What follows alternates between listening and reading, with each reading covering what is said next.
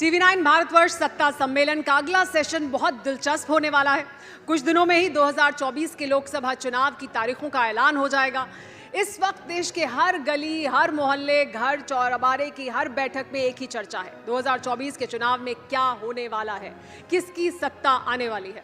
तो क्यों ना उस चर्चा को आज इस मंच से भी किया जाए, वो भी देश के दो ऐसे वक्ताओं के साथ जिन्हें पूरा देश सुनना चाहेगा।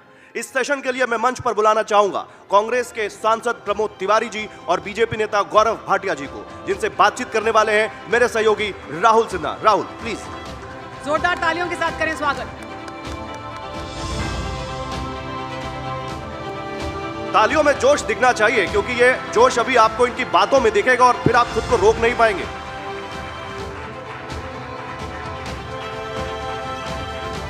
बहुत बहुत शुक्रिया गौरव, बहुत बहुत शुक्रिया सुमेरा, और आप सभी का स्वागत है। और जोरदार स्वागत एक बार जोरदार तालियों के साथ प्रमोद तिवारी जी का और गौरव भाटिया जी का होना चाहिए, क्योंकि पहला सेशन है टीवी9 भारतवर्ष सत्ता सम्मेलन का। और इस सेशन के जरिए आगाज वैसे लोकसभा चुनाव के भी होने वाले हैं, जिसकी तैयारियां सभी राजनीतिक पार्टियों ने कर ली हैं। ये चर्चा है, विमर्श है, संवाद है। ये वो वाली बहस नहीं है जिसमें आपको जो अमूमन टीवी चैनल्स पर देखने को मिलती है उस तरीके की होगी। हम मुद्दों पे बात करेंगे, और मुद्दों की शुरुआत करने से पहले आज समाजवादी पार्टी के सांसद डॉक्टर शफीकुर रहमान बर्क का निधन हो गया। मुझे लगता है आपने बहुत साथ में काम किया है प्रमोद जी, तो मुझे लगता है कि कुछ अनुभव मैं आप दोनों से उनके जानना चाहूंगा। उसके बाद फिर इस संवाद को शुरू करते हैं। प्रमोद जी पहले आप। बर्क साहब संभल से मेरे साथ एमएलए भी थे जब मैं उत्तर प्रदेश की विधानसभा में था, और सांसद भी रहे, लोकसभा में वो रहे, राज्यसभा में मैं रहा। एक अरसे से जानता हूँ। उनकी बातों से इत्तेफाक हो ना हो इत्तेफाक, लेकिन वो अपने विचारों पे कायम रहने वाले लोग थे। उनका एक नज़रिया था। मैं उन्हें अपनी खिराज अकीदत विनम्र श्रद्धांजलि देता हूँ। देखिए, शुरुआत बिल्कुल करूंगा इस बात से, जैसा प्रमोद जी ने कहा कि बहुत ही ज़्यादा एक्सपीरियंस्ड सांसद थे, और उनकी बातों से, विचारधारा से हम सहमत हों या ना हों, लेकिन अपनी बात को बेबाकी से रखना और ये आत्मविश्वास होना कि जो मैं बात रख रहा हूँ वो सही है, ये जज्बा उनमें था। और मैं समझता हूँ उनका भारतीय राजनीति में योगदान भी रहा है, क्योंकि लोकतंत्र जीवित और मजबूत तभी रहता है जब हर पक्ष की बात आए। तो उनको हमारी श्रद्धांजलि है, और बहुत सी चीज़ें उनकी याद आएंगी। और मैं समझता हूँ एक ऐसा जीवन जिसको आप सार्थक और सफल कह सकते हैं, वो उन्होंने जिया। प्रमोद जी, अब संवाद शुरू करते हैं। डॉक्टर बर्क से शुरुआत की, और अब मुझे लगता है कि समाजवादी पार्टी को लेकर के आज हमें ज़रूर चर्चा शुरुआत में करनी चाहिए। और वो इस वजह से क्योंकि इस वक्त राज्यसभा के चुनाव हो रहे हैं, और उत्तर प्रदेश में जो देखने को मिल रहा है उसमें समाजवादी पार्टी के विधायक अचानक बीजेपी को वोट करना शुरू कर चुके हैं। ये हो क्या रहा है? कभी कांग्रेस के नेता बीजेपी की तरफ जा रहे हैं, समाजवादी पार्टी के नेता आरएलडी आपके सहयोगी चले जा रहे हैं। ये सब जा क्यों रहे हैं आपसे दूर होकर इनके पास? देखिए, हर किसी को राजनीति में अपनी डगर चुननी होती है, अपना रास्ता चुनना होता है। जिसको जहाँ फ़ायदा नज़र आता है वो चला जाता है। मेरे भी ज़िंदगी में बहुत से ऐसे मौके आए।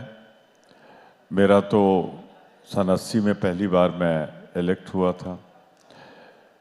उत्तर प्रदेश में 89 के बाद 2002 तक कई बार मिड टर्म पोल हुए, कई बार लोगों ने डिफेक्शन किया, इधर से उधर गए। अब जिनका नज़रिया जहाँ था, मैं तो देख रहा हूँ बहुत से लोग हर दल में घूम टहल के फिर कहीं पहुँच गए। मेरा अपना मानना है कि अगर ज़िंदगी सिद्धांतों पे चलानी है, उसूलों पे चलानी है, पार्टी के कमिटमेंट पे चलानी है, तो अपने झंडे और अपने पार्टी के लिए वफादार रहना चाहिए। मैं तो 9 बार एमएलए हुआ, कई बार मुझे मंत्री पद का ऑफर हुआ। एमपी बनने के बाद दूसरी बार, ये मेरा 11वां टर्म है, मुझे बहुत से मौके मिले, पर मैं इत्तेफाक नहीं करता उन लोगों से। तो जो जहाँ जाए जिस वजह से जाए ये उसका अपना नज़रिया है। जो जा रहे हैं उनको शुभकामनाएं, जो नहीं जा रहे हैं उनको भी बधाई। मेरा ये कहना है कि ये एक व्यक्तिगत निजी मसला है, पर कुल मिला के अगर आप देखें तो जनता के बीच राजनीतिज्ञों की छवि जो खराब होती है ये लगातार दल बदल की वजह से। गौरव, ऐसा क्या हो रहा है? आपकी पार्टी में कोई मैग्नेट चुंबक लग गई है? सब जगह से खिंच खिंच के चले आ रहे हैं। देखिए, मैग्नेट तो बिल्कुल है। मैग्नेट का नाम है श्री नरेंद्र मोदी जी। सब खिंचे चले आते हैं। और मैं बहुत सम्मान के साथ एक बात ज़रूर कहूँगा, प्रमोद जी ने अभी कहा कि पार्टी से वफादार होना चाहिए। मैं समझता हूँ सबसे पहले भारत अपने देश से वफादार होना चाहिए, और अगर कोई पार्टी देशभक्ति के मार्ग से हटने लगे, पार्टी के युवा विरोध करते करते नफरत में इतने अंधे हो जाएं कि वो कहें democracy is dead in India, अगर कोई ये कहे भारत माता डायन है, कोई सर्जिकल स्ट्राइक का प्रूफ मांगे, कोई कहे बालाकोट एयर स्ट्राइक में कौवे मरे हैं, तो लानत है ऐसी पार्टी से। इसको छोड़ के अच्छी पार्टी में आइए, भारत निर्माण में अपना योगदान दीजिए, और यही सीख भारतीय जनता पार्टी हमें सिखाती है। गौरव, लेकिन लोग कहते हैं कि आपकी जो, खासतौर से विपक्ष कहता है कि जो ईडी वाली मैग्नेट है वो ज्यादा स्ट्रांग है। मैं बताता हूं। देखिए, अक्सर ऐसा होता है कि जब ईमानदार दरोगा आता है और जो लोग भ्रष्टाचारी होते हैं, कानून तोड़ते हैं, उनको डंडा पड़ता है ना, वो कहते दरोगा जो है बेईमान है। इसमें गलती इनकी नहीं है। मैं आपको कुछ तथ्य बताता हूं, क्योंकि मैं वरिष्ठ अधिवक्ता भी हूं सर्वोच्च न्यायालय में, और एक भी तथ्य अगर गलत हो तो प्रमोद जी बहुत अनुभवी हैं, मेरी बात को तुरंत काट भी सकते हैं। 10 साल में एक भी ऐसा सर्वोच्च न्यायालय का या उच्च न्यायालय का फैसला बता दें जिसमें राजनीतिक द्वेष से कोई मामला रद्द किया गया हो जो विपक्ष पे किया गया है। क्या यह सत्य नहीं है? सोनिया गांधी और राहुल गांधी सर्वोच्च न्यायालय गए बेल लेने और मामले को रद्द कराने के लिए। नेशनल हेराल्ड केस में सर्वोच्च न्यायालय ने कोई रिलीफ नहीं दिया। क्या यह सत्य नहीं है? मनीष सिसोदिया 1 साल से जेल में है, उनकी बेल सर्वोच्च न्यायालय और हाईकोर्ट ने नहीं दी। क्या यह सत्य नहीं है? संजय सिंह 4 महीने से जेल में है, बेल नहीं हुई। क्या यह सत्य नहीं है? पार्था चैटर्जी जो टीएमसी से आते हैं, उनकी बेल नहीं हुई, जब हमने गुलाबी गड्डियों का एक पूरा सागर देखा था। और मैं एक बात जरूर कहूंगा, हाँ ये भी फैक्ट है, सीबीआई पिंजरे का तोता है, यह सर्वोच्च न्यायालय ने कहा था। और कब कहा था? जब इनकी सरकार थी। आज वो पिंजरे का तोता एक बाज बन गया है और भ्रष्टाचारियों को काट रहा है। मैं समझता हूं ये देश के लिए बहुत ही शुभ लक्षण है, ऐसा ही होना चाहिए। गौरव जी, मैं आपसे अगला सवाल पूछूंगा, लेकिन प्रमोद जी, जो सवाल मैंने पूछा इनसे, आपके नेता अमूमन ये आरोप बीजेपी के ऊपर लगाते रहते हैं कि देखिए एजेंसीज का इस्तेमाल करते हैं और इस वजह से नेता इस तरफ चले जाते हैं। ये वाकई ऐसी स्थिति है या फिर ये आपके नेतृत्व की कमी है कि वो आपके नेताओं को, आपके सांसदों और विधायकों को रोक नहीं पा रहे हैं? देखिए, मैं एक चीज कहूंगा, हिंदुस्तान में पहली बार ऐसा हो रहा है कि जब तक विपक्ष में रहता है वो भ्रष्ट होता है, बेईमान होता है, और जैसे ही वो भारतीय जनता पार्टी की सदस्यता ग्रहण करता है, कुछ होगा उसमें, ईमानदार हो जाता है। यही ईडी सीबीआई जो एक मजबूत दरोगा या ईमानदार दरोगा होते हैं, वो बेईमान हो जाते हैं, उसकी तरफ देखना छोड़ देते हैं। अब महाराष्ट्र में देखिए ना, 3 दिन पहले हमारे माननीय प्रधानमंत्री जी बोले कि 1,40,000 करोड़ के जो गुनहगार हैं एनसीपी में, दूसरे बोले कि चक्की पीसिंग, चक्की पीसिंग, चक्की पीसिंग। और आज जब वो भाजपा के साथ सरकार में शामिल हो गए हैं तो उनको वो विभाग दिए गए हैं जिसे कहते हैं फाइनेंस। तो यानी कि कल तक इधर था तो चक्की पीसिंग, उधर पहुंच गया तो माल पीसिंग। तो ये फॉर्मूला जो है भारतीय जनता पार्टी का, ये वो साबुन मोदी जी के आने के बाद अगर हुआ है तो ठीक है। अब देखिए ना, कल ही मधु कौड़ा जी गई, समय माफ कीजिएगा, मधु कौड़ा जी तो पति का नाम, उनकी पत्नी गई गीता कौड़ा जी। कितने दिन जेल में रखा आपने? तो जो उनको पालता था, जिसके साथ थे, तो वो तो बेईमान थे, भ्रष्ट थे। अब कल से गई हैं, देखिएगा क्या होता है। आज भी मैं सूची देख रहा था, जो एमएलए जिनके जिक्र हो रहे हैं क्रॉस वोटिंग के, जिनकी अंतरात्मा जाग गई है, उनकी हिस्ट्री सीट मैं बहुत दिनों से पढ़ता आ रहा हूँ। तो ऐसा क्या है, जो हिस्ट्री सीटर होते हैं, जो बेईमान और भ्रष्ट होते हैं, वो भारतीय जनता पार्टी में जाते कैसे पवित्र आत्मा बन जाते हैं। ये तो हिंदुस्तान की राजनीति का एक आश्चर्यजनक अध्याय है। मैं उदाहरण देने लगूँ तो बहुत से हैं जी, लेकिन जो गौरव जी ने कहा कि वो राष्ट्रभक्त हैं, तो मेहरबानी करके जो ईमानदार होता है राजनीति में, उसके लिए ये कहना कि वो राष्ट्रभक्त नहीं है, मैं उससे सहमत नहीं हूँ।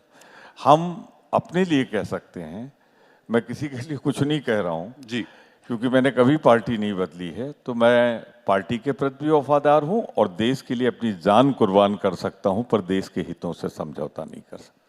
गौरव जी, अगला सवाल, आपने इससे पहले वाले जवाब में बहुत सारी लिस्ट मुझे बताई थी। एक लिस्ट मेरे पास भी है, अजीत पवार की लिस्ट है, उसमें नाम है, अशोक चौहान का नाम उसके अंदर है। और जो बार बार बात कही जा रही है, अभी प्रमोद तिवारी जी ने भी जो बात कही कि ऐसा कैसे होता है कि वो नेता जिन पर आप लगातार आरोप लगाते रहते हैं कि ये भ्रष्टाचारी हैं, वो आपके पास आते ही अचानक सब कुछ साफ हो जाता है, वो ठीक हो जाते हैं। देखिए, एक एक करके हर बात का उत्तर दूंगा और प्रयास ये रहेगा तथ्यों के साथ दूं। और प्रमोद जी देश के लिए वफादार हैं, ये मुझे यकीन है, और ये भी मुझे यकीन है कि इनका जज्बा है, ये देश के लिए अपनी जान दे सकते हैं, जैसे हम सब दे सकते हैं। लेकिन प्रमोद जी, ये बात मैं राहुल गांधी के लिए नहीं कह सकता, और मैं वजह आपको बताता हूं। जिस जगह पे ये नारे लगे हों, भारत तेरे टुकड़े होंगे इंशाअल्लाह इंशाअल्लाह, और वहां राहुल गांधी खड़े हों, मैं समझता हूं लानत है ऐसी राजनीति पे। और इसलिए बिना संकोच के मैं ये कहूंगा कि प्रमोद तिवारी जी से राहुल गांधी को सीख लेनी चाहिए कि कहां पे एक राजनेता को होना चाहिए और कहां नहीं होना चाहिए। और हां, मैं एक बात और कहूंगा, जब भ्रष्टाचार की आती है, 56 इंच की छाती हो जाती है हर भारतीय जनता पार्टी के कार्यकर्ता की। 10 साल सत्ता में रहे हैं श्री नरेंद्र मोदी जी प्रधान सेवक बनके, किसी की मजाल नहीं है कि उंगली उठा दे। उनका चरित्र गंगा जल की तरह पवित्र है, उनके दामन पे कोई दाग नहीं है। और इसीलिए आज चुनाव हमारे पास आ चुके हैं। कोई ये नहीं कह रहा कि कौन जीतेगा, लोग ये कह रहे हैं मोदी जी की सीटें कितनी आएंगी। ये होती है पवित्रता की ताकत, जब आप अपने आप को समर्पित कर देते हैं देश के लिए। आपने सवाल किया, मुझे याद है राहुल जी, मैं भूलता नहीं हूं, याददाश्त मेरी ठीक है, गजनी नहीं हूं बाकी पार्टियों के नेताओं की तरह। आपने कहा कि अजीत पवार के लिए हाईकोर्ट का फैसला, बॉम्बे हाईकोर्ट का आया, उनके खिलाफ जो मामला चल रहा था उसको रद्द किया गया। और इन्होंने कहा कि पार्टी में आते ही क्या चरित्र बदल जाता है? बिल्कुल बदल जाता है। मैं बताता हूं क्यों। ये भारतीय जनता पार्टी वो पार्टी है, जो भी व्यक्ति आता है, पहली बात तो जो पार्टी की मर्यादा है, विचारधारा है, उसके अंतर्गत काम करना होता है। और किसी की हिम्मत नहीं है कि एक पैसे की चोरी जनता की कर सके। जिन्होंने चोरी करी है, जैसे धीरज साहू, 352 करोड़ रुपया नगद वहां से प्राप्त हुआ, तो उसके खिलाफ भी कार्रवाई हो रही है। यह भाजपा सुनिश्चित करती है कि कोई भ्रष्टाचार ना करे। दूसरी बात, मैं आपको 2 उदाहरण देता हूं। शुभेंदु अधिकारी जी टीएमसी से हमारी पार्टी में आए, उनका सीबीआई, एक मिनट मेरी बात पूरी हो जाए प्लीज, सीबीआई का मुकदमा चल रहा था, चार्जशीट फाइल हुई जब वो भाजपा में थे, आज तक वो मामला बंद नहीं हुआ। लेकिन आज सवाल ये पूछा जाएगा, मुकुल रॉय टीएमसी से भाजपा में आए और उनका मुकदमा चलता रहा और चार्जशीट लगी, लेकिन वापस टीएमसी में चले गए। अब वो भ्रष्टाचारी हैं या नहीं है? अजीत पवार ये कहते हैं हमारे साथ हैं, भ्रष्टाचारी हैं। महावसूली अघाड़ी में आपने डिप्टी सीएम बताया, तो क्या उस वक्त वो भ्रष्टाचारी थे या नहीं थे? ये भी कृपया इसी में ऐड ऑन कर लेते हैं एक छोटा सा। आप जब तमाम ये बातें कर रहे हैं, कुछ वक्त पहले ही आप श्वेत पत्र लेकर आए हैं यूपीए को लेकर के, उसमें आपने आदर्श घोटाले की बात की थी और उसके 2 दिन बाद ही अशोक चौहान को आपने शामिल कर लिया। मुख्यमंत्री कौन था उस वक्त? कांग्रेस की सरकार थी, मैंने आपको बताया, पृथ्वीराज चौहान जी। आप चेक कर लीजिएगा, मुख्यमंत्री थे वो। कांग्रेस क्या ये मानती है भ्रष्टाचार हुआ है? ये मानना चाहिए इनको कि इन्होंने भ्रष्टाचार किया है। मैं तो आपको अशोक चौहान जी के बारे में बताया कि उनका मामला हाईकोर्ट ने रद्द किया, यही तथ्य है। और जो बड़ी बात मैं कह रहा हूं, राहुल जी आप उदाहरण दे सकते हैं, मैंने एक बात कही, क्या ये सत्य नहीं है कि 10 साल में एक घोटाला नहीं हुआ, 34 लाख करोड़ रुपया डायरेक्ट बेनिफिट ट्रांसफर में जनता के अकाउंट में चला गया। अशोक जी इस पे आऊंगा मैं आऊंगा, गौरव जी मैं आऊंगा, लेकिन मैं आऊंगा राहुल जी, मैं इस टॉपिक पे भी आऊंगा। मैं अपनी बात पूरी करना तब भी चाहूंगा, मुझे 10 सेकंड चाहिए। अच्छा, अगर आपकी कीजिए, अनुमति हो, कीजिए। प्लीज इंटरप्ट करेंगे तो फ्लो चला जाएगा। 34 लाख करोड़ रुपए डायरेक्ट बेनिफिट ट्रांसफर में अकाउंट में गए। ये लोग कहते थे 1 रुपया भेजते हैं दिल्ली से 15 पैसे पहुंचते हैं। क्या ये फर्क नहीं आया? 10 साल में कोई घोटाला नहीं। इनके समय में CWG, 2G, कोलगेट, जीजाजी घोटाला, घोटालों की सरकार थी। सुबह पेपर खोलिए, 1 लाख करोड़ रुपए चले गए। अब खोलिए, वो कहते हैं ये उपलब्धि आ गई। गौरव जी मैं जवाब ले लूंगा, लेकिन उससे पहले सिर्फ एक बहुत छोटा सा हाँ या ना में। आपने कहा पृथ्वीराज चौहान थे और वो अशोक चौहान से कोई मतलब नहीं था। इसका मतलब क्या आप अशोक चौहान को क्लीन चिट दे रहे हैं? आप कह रहे हैं कि उनका कोई हाईकोर्ट ने दी। राहुल जी आप हाईकोर्ट में आस्था रखते होंगे, मेरा यकीन है। चलिए मैं जवाब ले मैं मेंबर पार्लियामेंट हूँ, डिप्टी लीडर हूँ पार्टी का। कोर्ट ने क्या कहा क्या नहीं कहा वो तो वाद विवाद हो सकता है, पर भाजपा ने क्या कहा, जो व्हाइट पेपर भाजपा गवर्नमेंट ने रखा सदन के अंदर, उसमें आदर्श घोटाले का जिक्र है। आई चैलेंज दिस, मैं चुनौती देता हूँ। यानी 10 दिन पहले तक जिसे आप भारत की पार्लियामेंट की फ्लोर पे आदर्श घोटाले का दोषी माने हैं, वो 10 दिन में कैसे नहा धो के या कुछ होगा, खास चीज होगी, उससे साफ सुथरा हो गया। तो या तो आप अपने व्हाइट पेपर पे विश्वास मत करिए, कहिए वो झूठ का पुलिंदा था, या ये कहिए कि हाँ हमने ले लिया है और अब आदर्श नहीं रहा। दूसरी बात, मुझे भी जवाब देना है। प्रमोद जी मेरे एक सवाल के साथ जवाब नहीं, आपके सवाल का नहीं, पहले गौरव जी ने जो उठाया मुझे उसका जवाब देने दीजिए। बेहतर होता कि हम लोग चर्चा में कांग्रेस और भाजपा की बात करते, नेताओं तक न जाते। भारतीय राष्ट्रीय कांग्रेस के अध्यक्ष हैं और हमारे नेता हैं राहुल गांधी जी, उन पर कुछ इल्जामात लगाए गए। मैंने कहा रहे हैं। खड़गे साहब आज अध्यक्ष हैं, उसके पहले निवर्तमान अध्यक्ष सोनिया जी और उसके पहले राहुल जी थे। मैं एक बात आपसे बहुत विनम्रता से कहना चाहता हूं, हमें अपने नेता पर ये इल्ज़ाम से मैं दृढ़ता से इनकार करता हूं।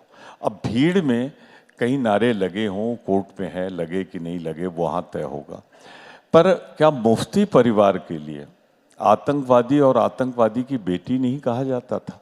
मैं नहीं कहता था, न कल कहता था, न आज कहता हूँ, पर मोदी जी कहते थे चुनाव में, और चुनाव के बाद वही महबूबा मुफ्ती को मुख्यमंत्री बनाकर आप उनकी सरकार में शामिल हो जाते हैं। तो आपकी सुविधा के लिए कभी कोई आतंकवादी बन जाता है, कभी नहीं बनता। जहाँ तक राहुल जी की बात है, हमें भाजपा जैसी पार्टी से सर्टिफिकेट नहीं चाहिए उस परिवार के लिए, जिस परिवार के पंडित जवाहरलाल नेहरू 14 साल जेल में रहे हों, जिस परिवार की इंदिरा गांधी ने सीने पे गोलियां खाई हों, जिस परिवार के राजीव गांधी ने देश के लिए अपने टुकड़े किए हों, जिस राहुल गांधी ने एक पदयात्रा कन्याकुमारी से कश्मीर तक की हो, तो उसे आप सर्टिफिकेट ना दीजिए। फिर मैं पूछ बैठूंगा कि राफेल का क्या हुआ, तो हम लोग क्यों जाएं उतनी दूर तक? हम राफेल विमान को अच्छा मानते हैं, उसका सौदा हमने किया था, लेकिन 600 के विमान को 1600 करोड़ में खरीदना बेईमानी के लिए इससे बड़ा कोई सबूत नहीं हो सकता है। ठीक है, आज वो कहीं साबित नहीं हो पाया प्रमोद जी। देखिए, आप साबित करिए न करिए, साबित न करिए, ये सच्चाई। कांग्रेस भी साबित कहाँ कर पाई, और मुझे लगता है 2019 में आपने इतना बड़ा मुद्दा बनाया, उसका कुछ हुआ नहीं। लेकिन देखिए, मुद्दा बनने नहीं, लेट मी कंप्लीट, ऐसे नहीं हो सकता। या तो एक घड़ी रख लीजिए, जितना गौरव भाई को टाइम दीजिए उतना मुझे दीजिए। बिल्कुल कंप्लीट कीजिए। तो मैं बहुत साफ कहना चाहता हूँ, आपके साथ एक समस्या हो गई है, आपके साथ नहीं, भाजपा के साथ, कि वो भ्रष्टाचार की उसने परिभाषा बदल दी है। अगर भाजपा करे तो वो शिष्टाचार, और कोई दूसरा करे ना करे वो भ्रष्टाचार। तो जितना ज़्यादा जितना ज़्यादा भ्रष्टाचार भारतीय जनता पार्टी की सरकार में आज हो रहा है, आप चले जाओ कचहरी में, आप चले जाओ थानों पे, आप चले जाओ नीचे, हर चीज़ में भ्रष्टाचार पहले से कई गुना बढ़ा है। मैं तो कहता हूँ कि जो आवास का जिक्र करते हैं, शौचालय का जिक्र करते हैं, ये सब भ्रष्टाचार में डूब गए हैं। राजीव जी को प्रमोद जी, लेकिन प्रमोद जी, अब मेरा सवाल इसी से जुड़ा हुआ है। खत्म करने के पहले मुझे ना राजीव जी ने आपने कहा 1 रुपया जाता था 6 पे, उन्होंने इस्टेब्लिशमेंट की बात की थी कि इस्टेब्लिशमेंट पे इतना खर्च हो जाता है, उन्होंने भ्रष्टाचार की बात नहीं की। लेकिन भाजपा की आदत है घुमा फिरा कर झूठ को सच करना, तो बोलते हैं तो मेरे लिए जरूरी है कि मैं अपने नेता के बारे में स्पष्टीकरण। प्रमोद जी, आपने जितनी सब बातें कही उसमें मैं सिर्फ 2 सवाल बड़े जल्दी से हाँ या ना मैं आपसे पूछूंगा। पहली बात, आप कहते हैं कि जो बीजेपी के पास जाता है वॉशिंग मशीन में धुल जाता है, साफ हो जाता है। क्या आप मानते हैं कि आदर्श घोटाला हुआ था और आपकी सरकार में हुआ था? देखिए, आदर्श घोटाला हुआ था या नहीं हुआ था, इसका फैसला न्यायालय करेगा, अदालत करेगी। मैं तो एक चीज जानता हूं कि आदर्श घोटाले का जिक्र अब प्लीज, तो फिर वो दागदार कैसे हुए? Let me finish. देखिए, बीच में लेट मी फिनिश। आपने अभी 10 दिन पहले पार्लियामेंट 11 को खत्म हुई है, वहां जो आपने व्हाइट पेपर दिया था, आपने तो उसको घोटालेबाज माना था। आप मान रहे नहीं मान रहे, ये बताइए। देखिए, मैं तो कह रहा हूं कि जो न्यायालय से फाइनल आएगा हम उस वर्डिक्ट को मानेंगे, लेकिन आपने तो माना ना 15 दिन पहले। इससे कैसे आप इनकार कर देते हैं? व्हाइट पेपर को उठा के देख लीजिए, व्हाइट पेपर में उनको घोटालेबाज माना है कि नहीं? मैं जवाब ले लेता हूँ। देखिए, पहले इनकी बात का उत्तर दे दूं और आपसे इतनी गुजारिश है बीच में प्रश्न मत पूछेगा, क्योंकि कुछ बिंदु मैं भी रखना चाहता हूं, बड़ा अहम है। उसके बाद अगले सेगमेंट में सवाल भी पूछेंगे। मैं देखिए पूरा वक्त दे रहा हूं, थोड़ा वक्त तो मुझे भी दीजिए बोलने के लिए। जरूर राहुल जी, आपका हक है। मैं ये नहीं कहूंगा आपके मालिक का नाम क्या है, आपकी जाति क्या है, मैं नहीं कहूंगा, ठीक है। चलिए, सबसे पहले इन्होंने देखिए राफेल की बात करी। ये आस्था का विषय होता है। सर्वोच्च न्यायालय में आपकी आस्था है या नहीं है? सर्वोच्च न्यायालय का जजमेंट आया, उसमें कहा गया कि राफेल लाना भारत के हित में था और जो फैसला नरेंद्र मोदी जी की सरकार ने लिया वो सही था। बल्कि पूछा ये जाना चाहिए 9 साल तक आप राफेल नहीं ला पाए। और जब AK एंटनी जी से पूछा गया, जो उस वक्त रक्षा मंत्री थे, तो उन्होंने कहा हमारे पास पैसे नहीं हैं, क्योंकि कमीशन खोरी करनी थी। दूसरी बात जो है, मैं भारत तोड़ो अन्याय यात्रा की इन्होंने कही, तो मैं इतना जरूर कहूंगा कि जब राहुल गांधी पहुंचे बिहार तो हमने देखा वहां क्या हुआ, सत्ता पलट गई। सूत्रधार थे इंडिया अलायंस के, वो भारतीय जनता पार्टी और एनडीए में है, एनडीए में आ गए। इसके साथ जब वो आगे बढ़ी झारखंड में, तो हेमंत सोरेन जी गिरफ्तार हो गए। जब पश्चिम बंगाल पहुंची तो ममता बनर्जी ने कहा मैं अकेले चुनाव लड़ूंगी। मैं तो ये कहूंगा राहुल गांधी से कहिएगा प्रमोद जी, एक बार हर प्रदेश से जो है घुमाए, क्योंकि एक लाइन कही जाती है, नेहरू जी कह गए इंदिरा से ऐसा पोता आएगा, नेहरू जी कह गए इंदिरा से ऐसा पोता आएगा, कैंपेनिंग करेगा कांग्रेस की, भाजपा को जितवाएगा। तो इसलिए अच्छा रहेगा एक चक्कर मार ले। अब मैं एक गंभीर बात पे आता हूं, क्योंकि प्रमोद जी भी उत्तर प्रदेश से हैं और मैं भी उत्तर प्रदेश से हूं। देखिए, आप नफरत करते हैं मोदी जी से, चौकीदार चोर है, एक इलेक्टेड प्राइम मिनिस्टर को कह देना, यह आपका चरित्र दिखाता है। जनता कितना प्यार करती है, उनका कितना मान करती है, यह इस बात से दिखाई देता है। 22 साल संवैधानिक पद पे लगातार रहे हैं, जैसा मैंने कहा, एक दामन पे दाग नहीं है। और लोग कह रहे हैं कि 370 प्लस बीजेपी की आएंगी। उत्तर प्रदेश में मैं डंके की चोट पे आपके इस कॉन्क्लेव में कह के जा रहा हूं, 80 में 80 सीटें आएंगी। और कांग्रेस आज भी देखिए घमंड, लोकसभा की सीटें कितनी हैं कांग्रेस की? 1 उत्तर प्रदेश में 1, और वो रायबरेली की थी। सोनिया गांधी जी राज्यसभा जो है राजस्थान से अब सांसद बन गई और छोड़ दिया। अमेठी से राहुल गांधी लड़ नहीं रहे। क्या संकेत है ये? विधायक कितने हैं? 403 में गौरव जी, 2। आपका जवाब ले लूं मैं, इसी पे आपका जवाब ले लेता हूं। मैं बात तो पूरी कर ले। अब मेरे पास वक्त थोड़ा कम है, मैं जवाब ले लेता हूं। प्रमोद जी देखिए, एक लाइन बस बोल के और मैं प्रमोद जी को दे दूंगा। प्रमोद जी इतने सम्मानित हैं, और ये कहना गलत नहीं होगा, जैसे महाभारत में द्रोणाचार्य थे वैसे द्रोणाचार्य हैं। लेकिन जीत अर्जुन की हुई थी, द्रोणाचार्य की नहीं, क्योंकि नीतियां ठीक थी। इसलिए प्रमोद जी को सह सम्मान प्रमोद कहूंगा अपनी बात जी, मेरा सवाल सिर्फ ये है कि इनके पास मोदी की गारंटी है और ये 400 पार का दावा कर रहे हैं, आपके पास ऐसा क्या है और कुछ दावा है आपका भी? देखिए, पहली बात तो कितनी भाजपा 100% झूठे तथ्य दे जाती है। अब पंडित जवाहरलाल नेहरू जब तक जिंदा थे तब तक राहुल गांधी पैदा नहीं हुए थे, पर कहावत कह गए।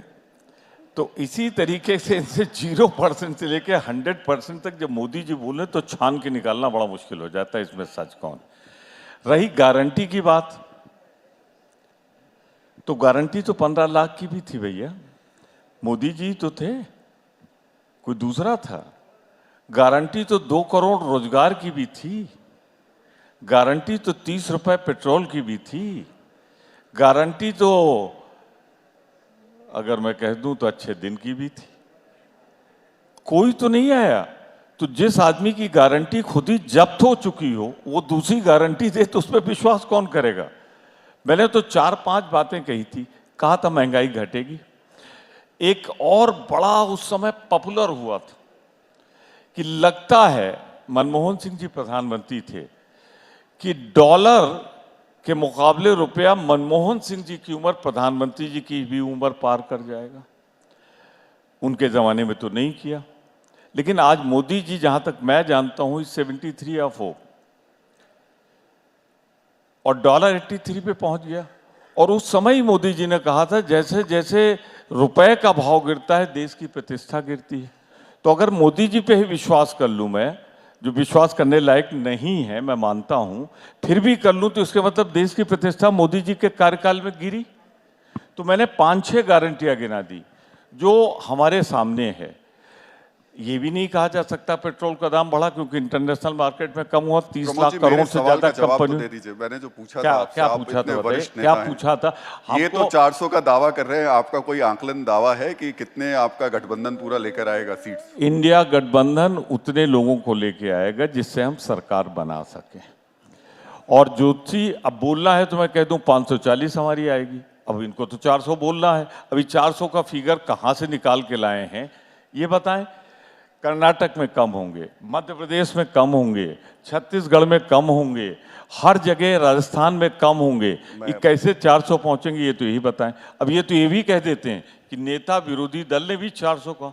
नेता विरोधी दल के बगल में उपनेता मैं हूं, बैठा था, उन्होंने कहा 400 तो छोड़िए 100 नहीं आएगा। और मोदी जी रोज भाषण में बोलते हैं कि नेता विरोधी दल भूल गए। तो मैं जवाब ले लेता हूँ। गौरव जी, सवाल मेरा थोड़ा सा ऐड ऑन करके फिर जवाब दीजिएगा। आप 400 का दावा तो कर रहे हैं, लेकिन एक अकेले मोदी के दम पे आप अपने आप को दुनिया की सबसे बड़ी पार्टी बताते हैं, लेकिन आपको भरोसा सिर्फ एक व्यक्ति पर है, ऐसा क्यों? देखिए, सबसे पहले तो एक गर्व की बात है कि हमारे पास मोदी जी जैसा नेता है, जैसे एक गर्व की बात है हर नागरिक के लिए भारत की। और इसके साथ मैं ये भी कह दूं, हमारे राष्ट्रीय अध्यक्ष जेपी नड्डा जी हैं, कोई उपनाम लेके पैदा नहीं हुए थे। अपनी मेहनत, अपनी कर्मठता से राष्ट्रीय अध्यक्ष बने, जो कि इनकी पार्टी में शायद संभव ना हो क्योंकि गांधी परिवार का वर्चस्व रहता है ज़्यादातर। हमारे पास अमित शाह जी हैं, माइक्रो मैनेज करते हैं। और मैं समझता हूं जो उनका चुनावी विश्लेषण होता है, तैयारी होती है, आधुनिक राजनीति में चाणक्य कहा जाए तो गलत नहीं है। हमारे पास योगी आदित्यनाथ जी हैं, दूसरी बार उत्तर प्रदेश के यशस्वी मुख्यमंत्री बने। राजनाथ सिंह जी हैं, और हम सब ने देखा है किस तरह से एक साधारण जीवन जनता के प्रति समर्पित रह के आज इतने बड़े पद पे हैं। इसलिए तमाम नेता हैं, ये कहना उचित नहीं होगा कि सिर्फ मोदी जी हैं। मैं कहता हूं मोदी जी वो नेतृत्व है, जो धुरी है, जिसके आसपास भाजपा है, लेकिन हमारे पास बहुत कर्मठ नेता हैं, करोड़ों कार्यकर्ता भी हैं। और दूसरी बात, प्रमोद जी के सवाल का जवाब दे दीजिए। हाँ, मैं बिल्कुल दे देता हूं। देखिए, इन्होंने कहा गारंटी क्या है, तो मैं अर्ज करूंगा प्रमोद जी सुन लीजिए।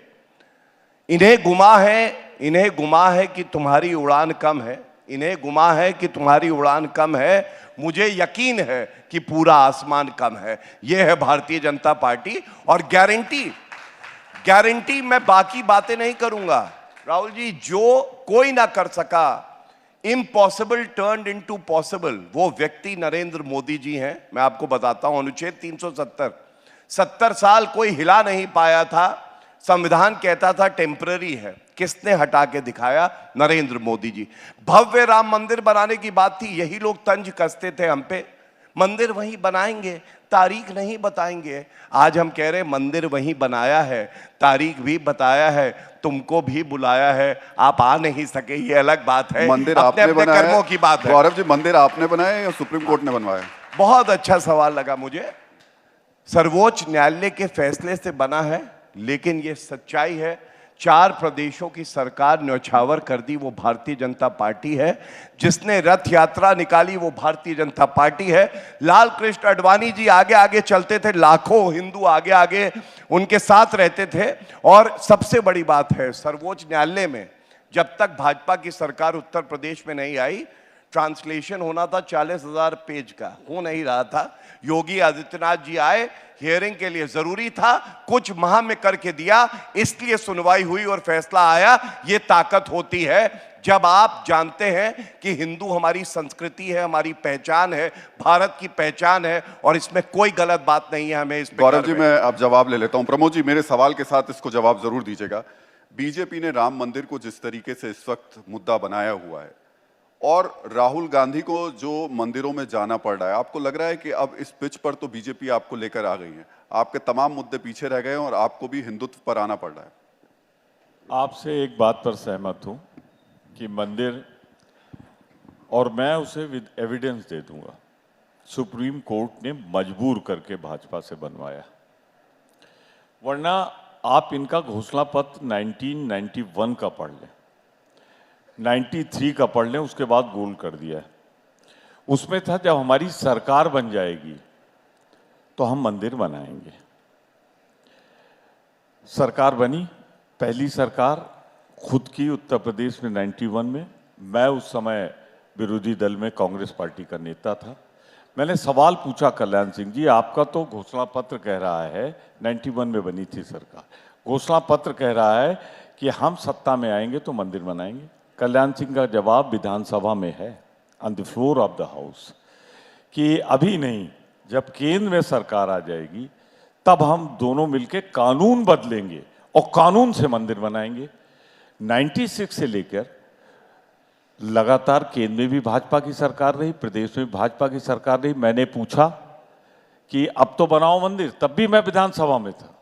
96 में कल्याण सिंह जी मुख्यमंत्री बने मायावती जी के बाद, तो कहा, मैंने पूछा कि अब कब बनाओगे, तो उनका ही बाद में बताएंगे। तो सच्चाई तो ये है, ये मेरा निश्चित आरोप है कि भारतीय जनता पार्टी का वायदा था हम कानून बना के मंदिर बनाएंगे। देखिए प्रमोद जी, लेकिन सेंसिटिव इश्यूज पे इस तरह इंटरवीन मत करिए। No, I am sorry. मैं सवाल ले लूं अगर आप? नहीं, इस तरह नहीं हो सकता। सेंसिटिव इशू पे लेट मी कंप्लीट। अच्छा, आप बोलिए। और इतना सेंसिटिव मुद्दा है कि इस पे मुझे अपने पार्टी का पक्ष रखना है। बिल्कुल रखिए, आप रखिए। तो इन्होंने प्रदेश में भी सरकार बनाई, केंद्र में भी सरकार बनाई, और उसके बाद के मंदिर नहीं बनाया। ये तो सुप्रीम कोर्ट ने फैसला दिया। मैं 5 जजों को बधाई देता हूं जिन्होंने सर्वसम्मत से किया और मंदिर बना। तो मैं हिंदू ब्राह्मण हूं, मैं मंदिर का अनुयायी हूं, भगवान राम को मानने वाला हूं, पर एक फर्क है, मैं भगवान राम का पुजारी हूं, भगवान राम का भाजपा की तरह व्यापारी नहीं हूं। अगर था, उसकी प्राण प्रतिष्ठा होनी थी, जिस पे कहा गौरव भाई ने कि बुलाया नहीं आए, कैसे जाते उसमें? आप जरा मुझे बता दें, क्या वो मंदिर पूर्ण है? मैं तो अवध का रहने वाला हूं, ये अवध के रहने वाले हैं, मैं तो फैजाबाद कमिश्नरी का रहने वाला हूं।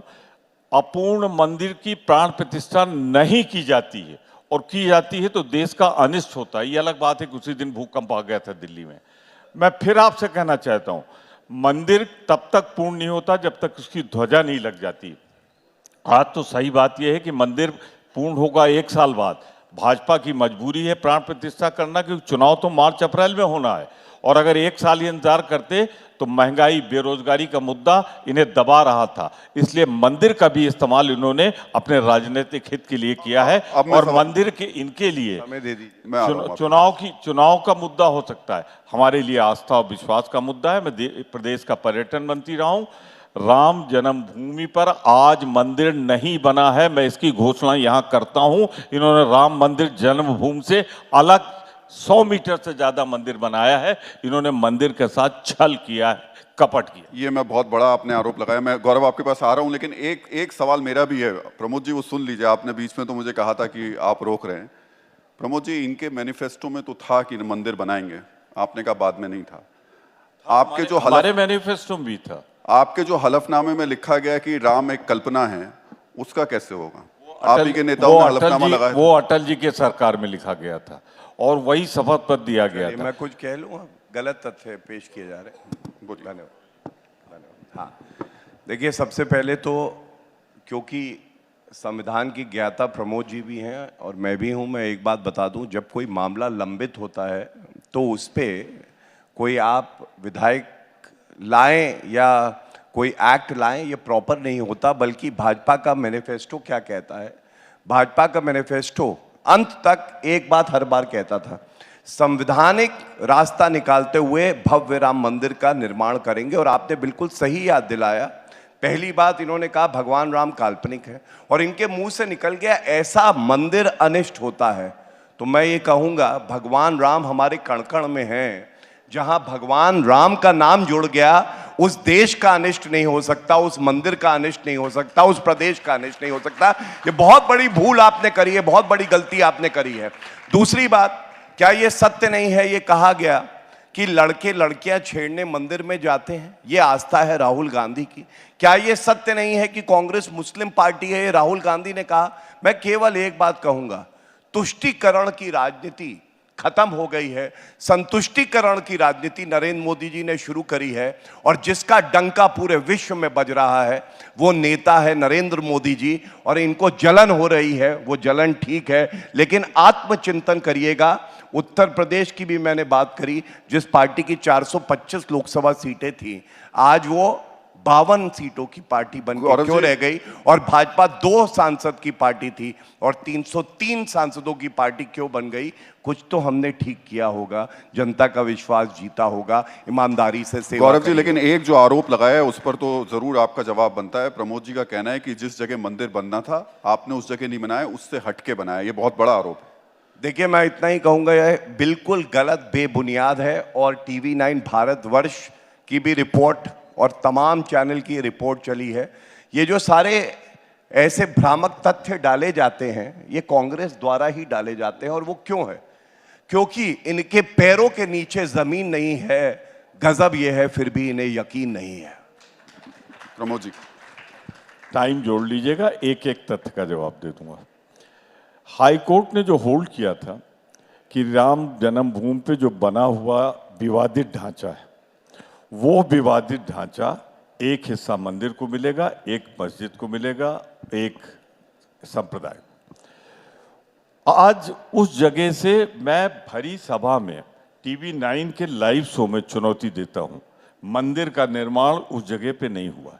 और मैंने भारत की पार्लियामेंट में भी ये चुनौती दी थी कि एक सर्वदलीय संसदीय प्रतिनिधिमंडल चला जाए और देख ले कि मंदिर जहां बना है, क्या वो विवादित ढांचा था वहां बना है या उससे 100 मीटर के आसपास दूर हट के बना है। आपके पास ये जानकारी आई कैसे? अब मैं फिर आपसे मैं भी थोड़ा सा, मेरी भी जानकारी आप बढ़ा दीजिए। ये जो 100 मीटर की जानकारी आपके पास कैसे कर रहा हूं कि आप पूरा नहीं करने देते। तो मुझे सवाल तो पूछने दीजिए। नहीं, तो सवाल पूछने का मतलब ये नहीं कि जितना समय आप गौरव जी को देंगे। मैं दे रहा हूं, आप ही से तो जवाब मांग रहा हूं मैं। फिर सवाल बाद में पूछेगा। मैंने कहा पर्यटन मंत्री था, मैं उस समय जहां मूर्ति रखी गई थी वहां गया था। और दूसरा ये कहना कि मैंने कहा अनिष्टकारी होगा, मैंने कहा जब मंदिर होता है तो उसकी जब पूर्णता हो जाती है, शिखर बन जाता है, उसका ध्वजा आ जाती तो मंदिर पूर्ण होता है। अगर उद्घाटन करना था तो उस समय की प्रतीक्षा करनी चाहिए थी, और अगर उस समय की प्रतीक्षा नहीं की जाती तो मैं फिर कहता हूं, अपनी कमियों को ढकने के लिए मंदिर का शिलान्यास जब हुआ था उस जगह पे भी नहीं बना जहां पे आज उद्घाटन हुआ है। वो जगह वो विवादित ढांचा नहीं है। और अनिष्ट तो जहां भगवान का नाम तो बिना मंदिर के भी लिया जा सकता है। मेरी भगवान राम में पूरी आस्था है, उनका नाम ले लीजिए तो हर विघ्न बाधा चली जाती है। लेकिन मैं इतना जरूर कहूंगा, अपूर्ण मंदिर है, अपूर्ण मंदिर में अब उसके ऊपर श्रमिक काम करेंगे, मजदूर काम करेंगे। तो नीचे भगवान की मूर्ति होगी, उचित होता उचित समय पर इसका उद्घाटन चलिए किया मैं जाए। जवाब ले लेता हूं क्योंकि मेरे पास अब नहीं, वक्त नहीं मेरे है। पास फिर समय है, आपके पास ना भी हो। दूसरी बात मैं कहना चाहता हूं, मैं फिर दोहरा रहा हूं, हम पूरी आस्था भगवान राम के मंदिर में रखते हैं, भगवान राम में रखते हैं, लेकिन हम पुजारी हैं, व्यापारी गौरव नहीं। जी जवाब दे दीजिए। देखिए, प्रमोद जी को इतना कुछ कहते हुए मंदिर के बारे में, हिंदू धर्म के बारे में बहुत सुख की अनुभूति हुई, क्योंकि यही तो हमारी विचारधारा की जीत है। जो कभी हिंदू कहने में दर्द महसूस करती थी, हिंदू टेरर का आविष्कार कांग्रेस हेडक्वार्टर में करती थी, हिंदुत्व खराब है और कहती थी कि भगवत गीता में जिहाद सिखाया जाता है, आज भव्य राम मंदिर की बात कर रहे हैं। बहुत बहुत बधाई हो आपको। मुझे पूरा यकीन है ये बातें राहुल गांधी तक भी जाएंगी। अब मैं बात पूरी कर लूं प्रमोद जी। करो ना, हाँ, बोल नहीं धन्यवाद। मैं एक बात जरूर कहूंगा, आस्था का मंदिर भव्य राम मंदिर है, लोकतंत्र का मंदिर पार्लियामेंट है। आस्था का मंदिर भी मोदी जी ने दिया और लोकतंत्र का मंदिर जो नई संसद भवन आई वो भी मोदी जी ने दी, और इन्होंने बॉयकॉट किया राम मंदिर को भी और नए संसद भवन को भी।